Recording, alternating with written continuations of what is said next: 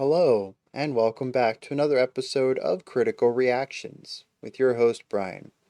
We're going to wrap up today with a special selection, which is where one of you tell me exactly what it is I need to check out. Today's comes at us from Paul. For the next band that I feel is missing from your channel, I select uKanDanZ with their song That. I looked up a few pronunciations of it, and well, there aren't any. And Google Translate doesn't have a pronunciation for whatever language it thinks it is. So I figure it's better that it's on the screen. You can read it. It's in the title of the video. That's better than me butchering it. So let's dive into this and see what's going on with uKanDanZ. Or maybe it's uKanDanZ. The Z is capitalized.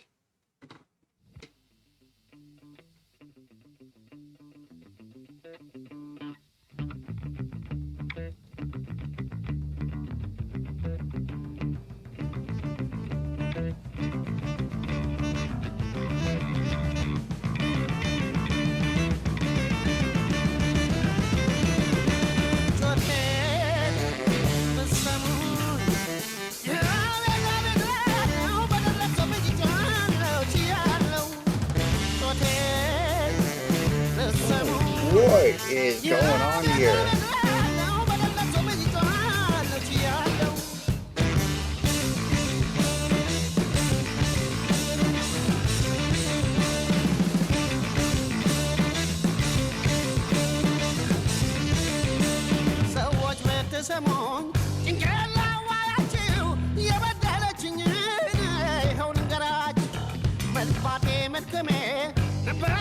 Just a filthy bass.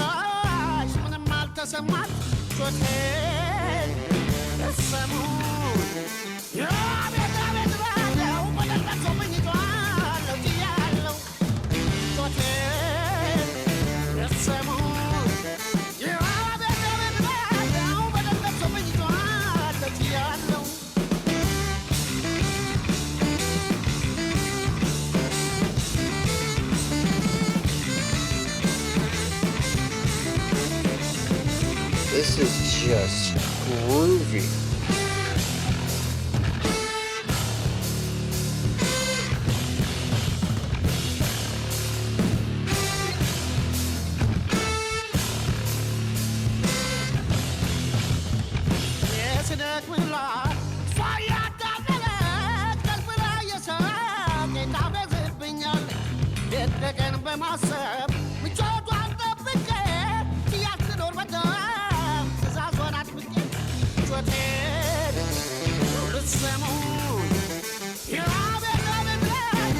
This dude's voice is wild.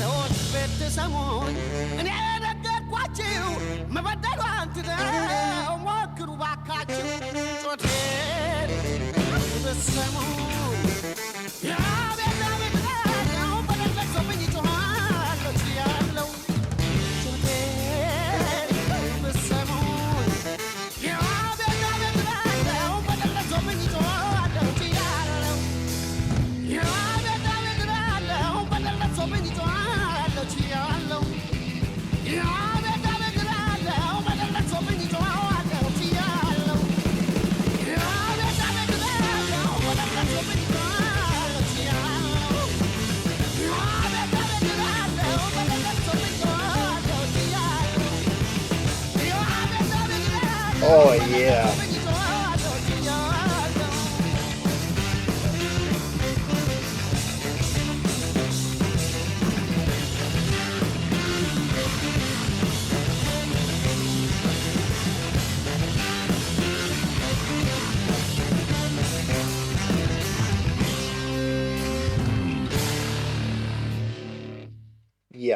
Yeah, 100% right. Bands that need to be on the channel. Wow. So like, I'm gonna make some obvious comparisons here. I don't know how big they are. They don't have a lot of subscribers. This song itself doesn't really have a lot of views. I mean, 75K isn't nothing, but they're definitely not well known.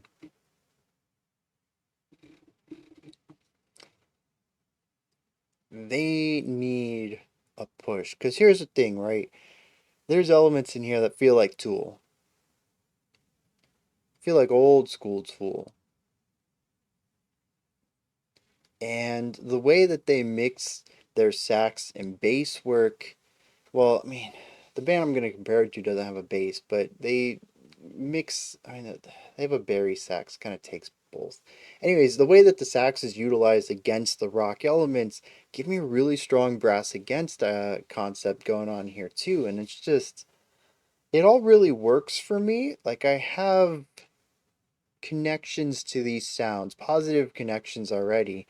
And this is just taking it all to the next level. This is exceptionally solid groove rock with a small tendency towards rhythmic syncopation, much like early Tool used to do.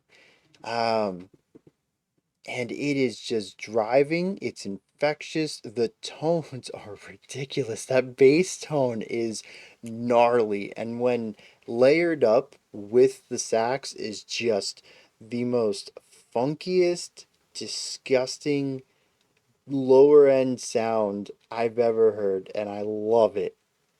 Ugh, jeez. The guitar work is great. The drumming is just phenomenal this whole way through, and the vocals, man. Let me take a second to talk about this. I really like the vocal work here, particularly as a juxtaposition to the music. I already mentioned the bass is a massive sound. The sax gets along with it, and we have this bass to mid range powerhouse sitting underneath the band. There really isn't a lot of room for the vocals to be in the mid range. They all really have to be treble if they want to stand out, given everything going on at the lower part of this sound. And this vocalist just comes in perfectly in this range. And here's what I think is really cool about it is when I think of this range in other vocalists, it's their belt. Either the belt or the falsetto. Either way, you're either getting massive power out of it or no power. It really is an all or nothing thing for a lot of people. I'm not saying that everybody's singing in this range, but on the majority, your average rock singer getting into this range, they're not going to be able to come in with nuance.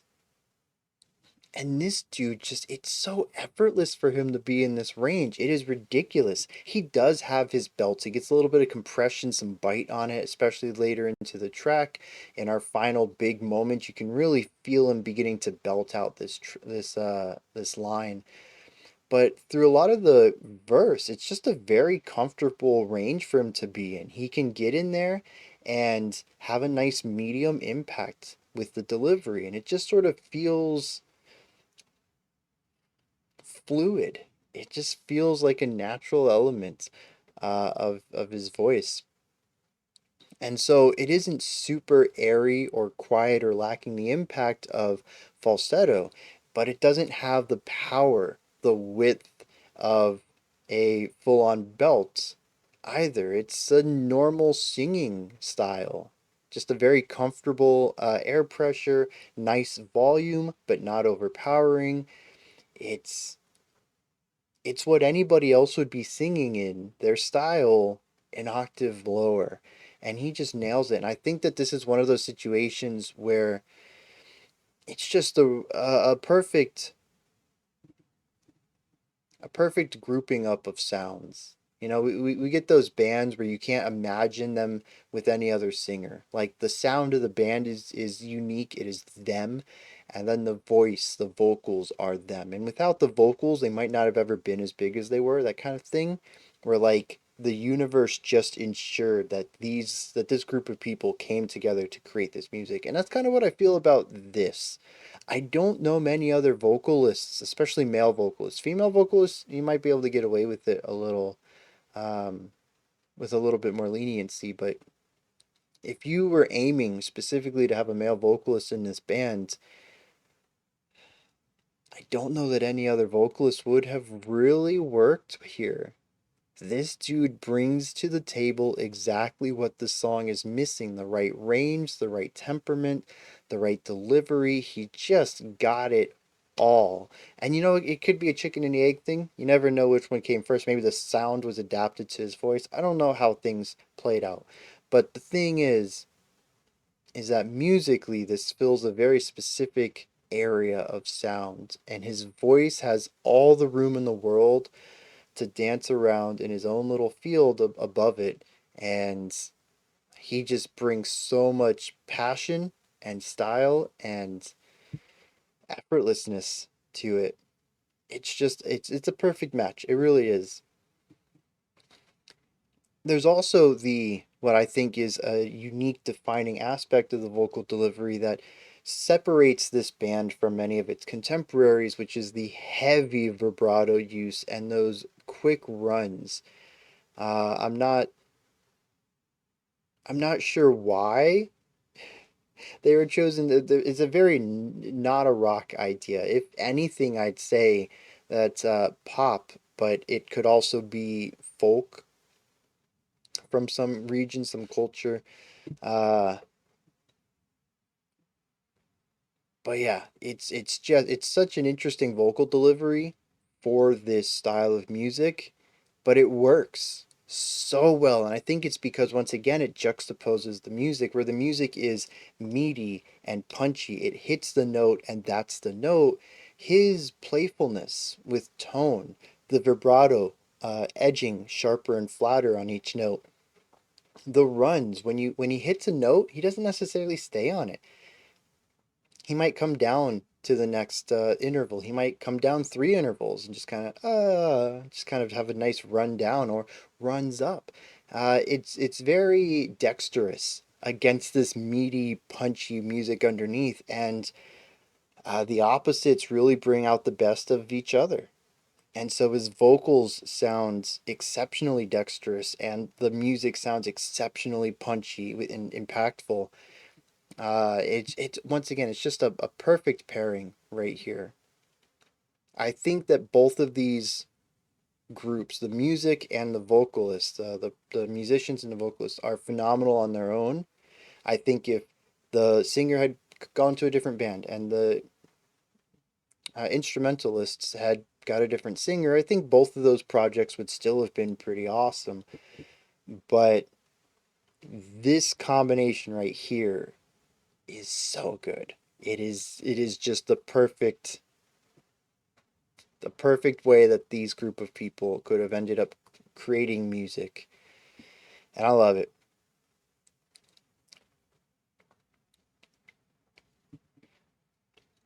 Now, a lot of this music is groovy. The drums lay down a backbeat. The bass kick usually syncopates against some sort of 2 and 4 on the snare. Maybe it was 1 and 3, I don't remember. The guitar and the bass usually sit, and sometimes the saxophone sit within the same rhythm, the same accent pattern.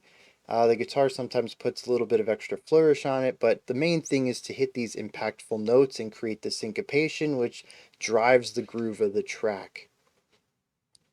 There is two moments where this didn't happen though, and one was our guitar solo. I'm not 100% sure I was on board with it, primarily because they went towards a noise rock kind of idea. It reminded me a little bit of Rage Against the Machine, Tom Morello's style of soloing, um, where it's virtuosic in its own unique way.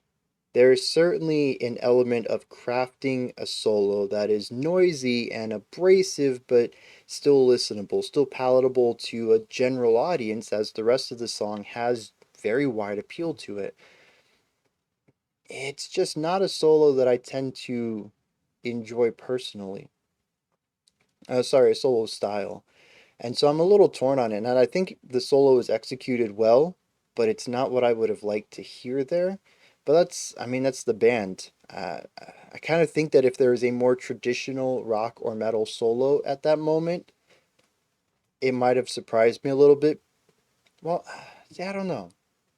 The band feels unique, but does it feel unique because that aspect also influenced my reaction to this first sound? Yeah, it's one of those multiversal questions you can't really answer. Some other version of me heard a different version of this track and had a different interpretation of the band's. But I can't experience that. Anyways, the end result is that I think I would have preferred a more traditional sound there, but it also wouldn't have been this band. Having the noisy solo just fits what they're doing, even if it's not what I particularly wanted out of it. And that's something that kind of crops up sometimes, and I kind of want to dig into if I have the chance on with more time, maybe like a dedicated video towards the topic, because it comes up often, what I expect, what I like, and what I get, and how there's a schism between some of that often on the channel. Yeah, that's for another time though. But yeah, that was a moment when the guitars kind of shifted away from the rhythmic chugging syncopation stuff to a noisier side, but we also went towards a chordal element at the end in order to fill space, which I thought was really well done. See, a lot of the song space is important. It drives the syncopation. There's rest between all these hits. Bump, bump, bump, bump, bump, bump. I don't know if that was necessarily the rhythm, but the idea is that you have these accented hits and then silence between them. Sometimes that silence is on the shorter side, sometimes it's half a bar. But space is important throughout this track until the end. And that's when we get hit with the contrast and the sound sphere fills up. And this is when he begins to belt a little bit. When the vocalist begins to belt a little bit as well. And everybody's really trying to fill this space. And it is a massive moment that would not feel as large as it is if we hadn't have showcased so much, not necessarily silence, but emptiness leading up to this moment. Just a really great way of composing ideas to ensure maximum impact everywhere. And I think that's what my kind of final read on this is maximum impact. Nothing in here, I think, particularly stands out as unique. They're not what's the phrase? They're not treading new ground here. The music I've likened to other stuff I've heard. The vocals I've likened to other stuff I've heard. But what they are doing is playing everything at such a high level and ensuring that each of the aspects that they're smashing together here, that the impact is maximized, that the groove is super groovy, that the punch and impact of the notes are punchy and impactful, that the vocals are catchy, that they have a great hook to them, and that the final large moment is a large, heavy moment. And I think through that lens, they have completely accomplished all of their goals with this. Their use of contrast and juxtaposition in the way that everything is crafted, whether it's section to section or the way that elements within a section are layered, is all done in a way to ensure that as much of the negatives or weaknesses or shortcomings of an idea or sound or section are smoothed over and possibly erased, and as much of the strengths are showcased and supported in a way that the end result is, it just sounds like every section is perfect. And I think they did an exceptional job at crafting this sound, the composition, and then performing it. I'm gonna hit some lyrics real quick, and then we're gonna wrap this up. Uh, what what are these lyrics? They're originally in French, though this is an official translation. It still makes me wonder if something has been lost in the translation, even if this is rather accurate in some manner or another. I thought this was going to be social commentary at the beginning. It says, I'm calling for help, let me be heard. I cry out, for I am wounded. If you others listened to me, you would share my distress.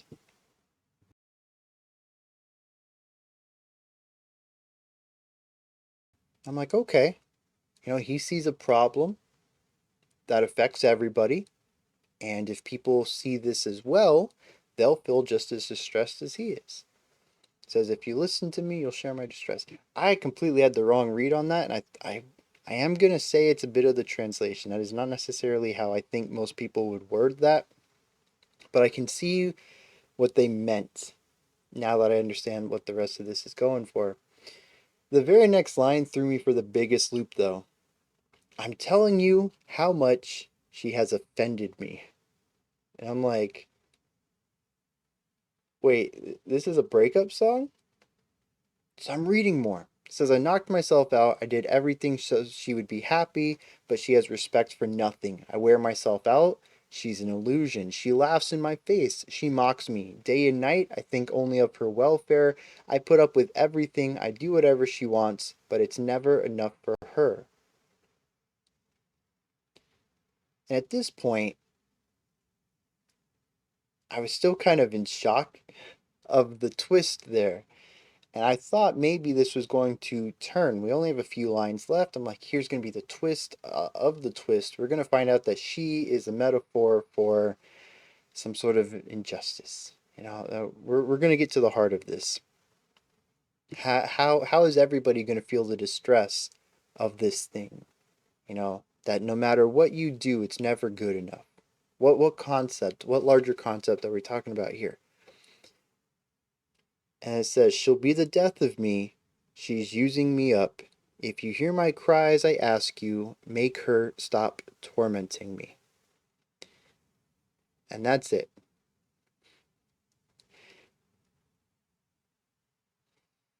And so I really don't know how to feel about this, and I kind of wish I hadn't looked at the lyrics. I'm hoping that somebody can clue me in.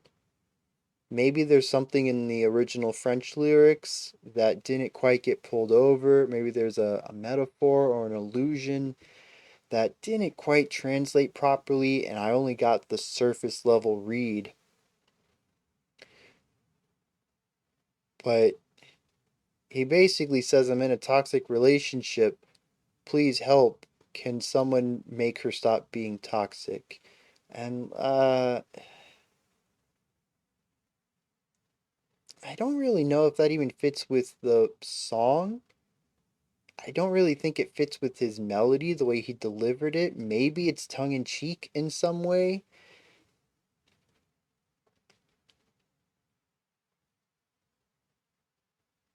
But for all the praise I had for the song, this was not where I thought the lyrics would go.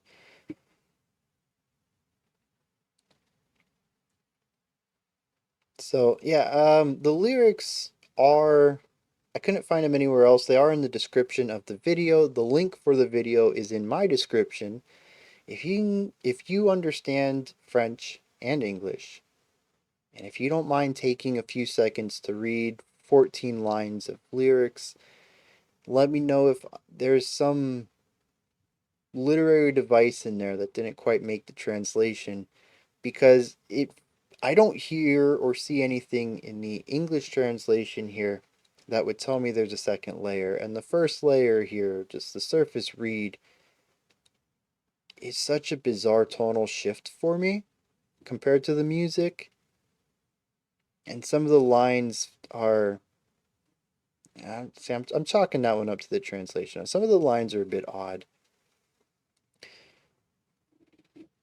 but I do feel a bit let down by the lyrics at this point, anyways.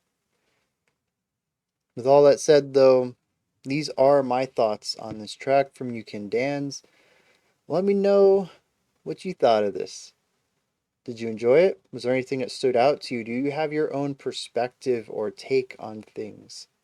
Let me know down in the comment section. Above that, in the description box, you'll find a link to Linktree, which takes you here. You'll be able to find my music, ways to support the channel, a link to the Discord server, and so much more. Above that, if you could, like, subscribe, and ring the bell. I greatly appreciate all three. That wraps it up for today, but I will be back tomorrow, 5 p.m. Eastern Standard Time, 9 p.m. UTC, as usual. We're going to check out our third track for Experimental Music Week and another special selection. Until next time, remember to be critical, not cynical, of the music you listen to, and have a fantastic morning, afternoon, or evening, whenever you choose to watch my videos.